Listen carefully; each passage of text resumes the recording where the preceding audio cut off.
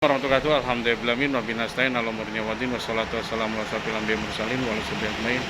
Assalatu wassalamu ala sayyidi Rasulullah bihi khilafil akhir ini. Sob, ini saya siapin parcel sob ya.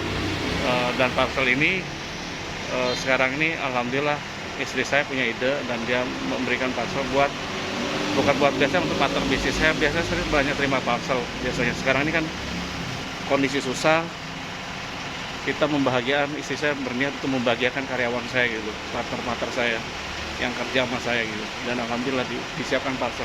Ini diberikan bukan untuk manajernya aja loh, sampai ke karyawan paling bawah gitu.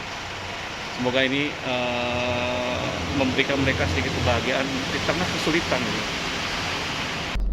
Jadi sob, sekarang ini saya tanggal berapa sekarang ya? Tanggal 6 ya. Ini saya ngantarkan ke mereka semua ke kantor, mau ke kantor ngantarkan parcel. Biasanya kalau tahun-tahun lalu kita ngasih ke partner, saya dikasih orang dan saya juga sering ngasih orang juga gitu ke partner bisnis rekan-rekan di beberapa tempat. Tapi karena pandemi itu susah.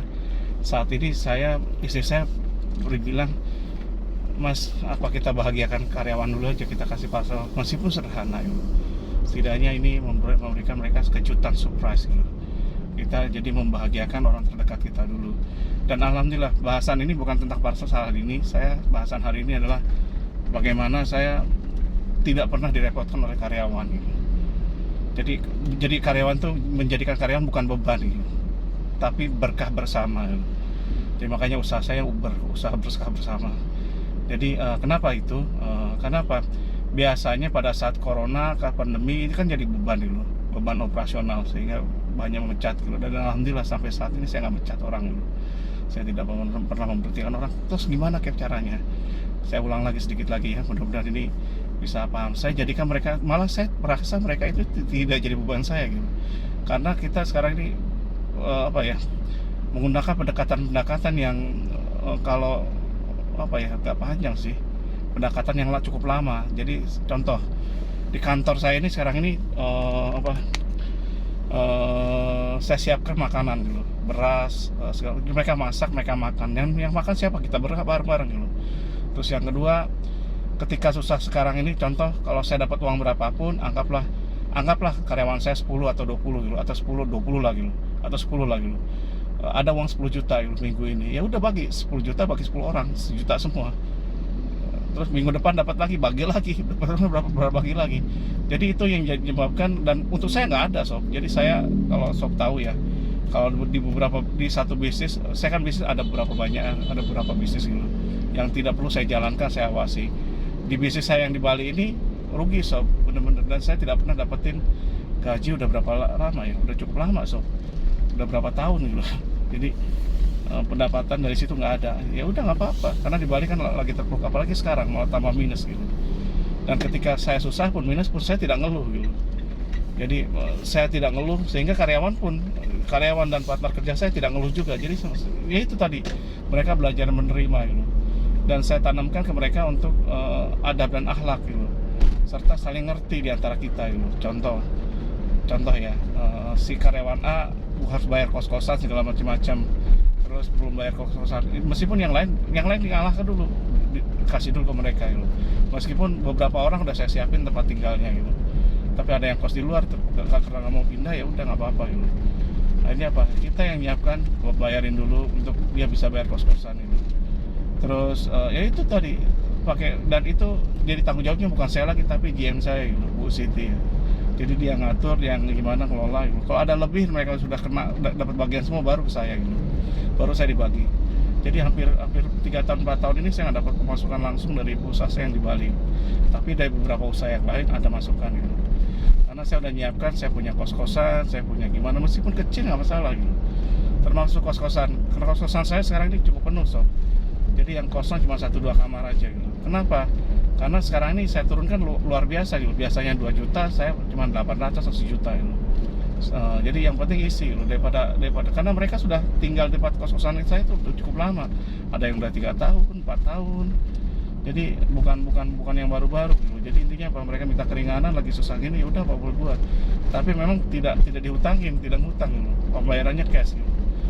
Jadi saya kurangi, kalau nilainya saya bisa kurangi, kalau pembayarannya saya nggak bisa kurangi, supaya nggak pusing, supaya nggak ada utang piutang di antara kita gitu. Utang piutang kan nyesek jadinya. Sebalik lagi, karyawan saya tidak menyusahkan saya karena saya lakukan itu sistemnya gitu. Jadi mereka dapat makan, dan salah satunya kita ngasih kejutan segala macam-macam. Kalau seandainya saya ada kalau dulu ya, kita sering keluar negeri sob. Yang diajak bukan hanya karyawannya, tapi termasuk keluarganya gitu. Meskipun hanya sekeliling Asia aja, Asia Tenggara ya, Malaysia, Singapura, Thailand, dan itu udah berapa kali gitu. Jadi mereka cukup ngerti. Bu Siti aja kerja dengan saya itu hampir 20 tahun, 25 tahun mungkin, 25 tahun lebih. Jadi udah kerja saya udah cukup lama-lama semua. Jadi bukan waktu sebentar. Dan yang pensiun itu berhenti itu bukan karena gimana, karena pensiun, karena udah tua gitu, atau dia udah ada kegiatan lain. Pak, saya udah umur gini-gini, saya mau bantu suami atau gimana, ya silakan. Yang sampai saat ini hubungannya masih baik gitu. Jadi saya hampir tidak ada tingkat berhenti mereka dengan saya itu kecil sekali gitu. Adapun mereka yang dulu yang mereka berhenti karena memang ada satu orang dua orang gitu, tapi nggak banyak gitu. Dan itu bukan saya berhentiin, karena mereka memang tidak cocok dengan lingkungan kerjanya gitu, dengan cara saya bekerja. Dan hampir kenapa mereka betah dan mereka juga gimana, tidak mengesalkan kita. Saya hampir tidak pernah marah-marah sob. Targetnya nyampe nggak dapat gimana ya saya nggak marah gitu, biarin aja. Yang penting usaha dulu, saya kasih cara usahanya. Saya sekarang ini hanya bantu mereka, dan saya memang jarang kantor gitu. Dan sekarang kantor karena ngasih ini ke mereka semua, dan saya hanya memberikan mereka seperti itu gitu. Jadi ngomong aja biasa gitu, tidak gimana. Dimarah-marahin pun tidak ditimbulkan, diancam, masa kita nyari uang aja ngancam-ngancam, sedangkan mereka terus-terusan kita lihat sebagai saya anggap kayak keluarga gitu. Jadi dengan hal-hal di atas mereka tahu diri sekarang ini apapun. Dan saya malah nanti yang lama-lama kerja di atas 20 tahun itu, saya kapan hari sudah beliin tanah segala macam-macam untuk rumahnya dia. Ya kurang lebih ya, jadi saya beliin tanah, tapi karena dulu salah salahnya apa? Salahnya saya pakai riba gitu. Sebagian uangnya pakai riba, akhirnya ya sekarang masuk ke lelang, dan saya lagi gugat ke banknya, tim likuidasi BPR gitu. Ini lagi saya buat gugatan. Tapi sebenarnya kalau kalah pun nanti ke depan segala macam nggak apa-apa gitu. Karena tetap kalau saya janji harus saya penuhi gitu. Karena udah saya akan berikan, tetap mereka beli lahan, saya beli lagi, mungkin sekarang ini pakai uang cash aja gitu. Saya coba uangnya, saya beliin lahan ya 100-200 meteran lah gitu, bagi mereka semua, sehingga ada tabungan gitu. Karena kalau hanya mengumpulkan dari gaji mereka aja, itu agak sulit mereka untuk nabung segala macam-macam. Kan lebih baik kita yang nyiapkan gitu. Makanya dulu kalau mereka mau keluar negeri pun itu nggak perlu ini, kita aja yang nyiapkan gitu. Perusahaan yang nyiapkan mereka keluar negeri gitu, jalan-jalan. Dan itu jadi kebanggaan sendiri gitu, bagi mereka semua gitu. Meskipun pada posisi sulit, mereka yakin saya tuh gak main-main gitu. Dan mereka bekerja atas, kalau mereka dapat kan untuk mereka sendiri sekarang ini yakinnya, bukan untuk saya, bukan untuk siapapun. Jadi mereka akhirnya ya kerja sungguh-sungguh. Dan saya jarang libur sob. Sekarang pada posisi sekarang kantor tetap tidak WFH, tetap full jalan gitu. Nah kalau dulu karyawan saya ratusan, karena sebagian produksi itu saya jadi karyawan semua. Sekarang enggak, bagian produksi saya hanya pegang beberapa pentolannya, tapi sisanya itu ini borongan sob. Jadi kalau ada kerjaan, ada orang dipanggil, tukang-tukang mantan saya yang lama itu saya panggil, terus dia bekerja, dan itu bayarannya lebih besar daripada bayaran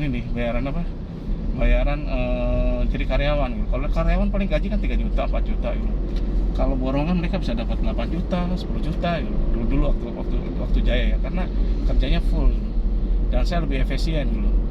Jadi saya hanya pegang beberapa orang aja pentolannya yang sebagai tim intinya gitu. Sisanya borongan semua gitu.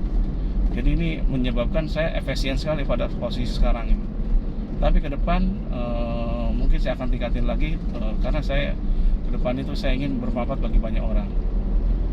Itu cara saya, bagaimana caranya karyawan itu tidak pernah menyusahkan saya. Itu dengan cara apa? Dengan cara kita membahagiakan mereka sob. Memberikan mereka rumah, kebahagiaan, kehidupan, pengertian, pendidikan, kerjasama yang baik gitu. Dan juga tidak tekan marah-marah atau gimana pun. Toh rezeki juga, kalau memang rezeki itu kaki nyampat, kalau dikejar-kejar kadang susah larinya, kalau nggak dikejar mereka malah datang gitu. Demikian dari saya. Tapi tambahan sob ya, beberapa sahabat saya itu sekarang ini hampir 80% tutup sekarang usahanya. benar-benar tutup dan gulung tikar gitu. Dia malah ada yang pindah ke sampai ke ini. Bikin saya wassalamualaikum warahmatullahi wabarakatuh.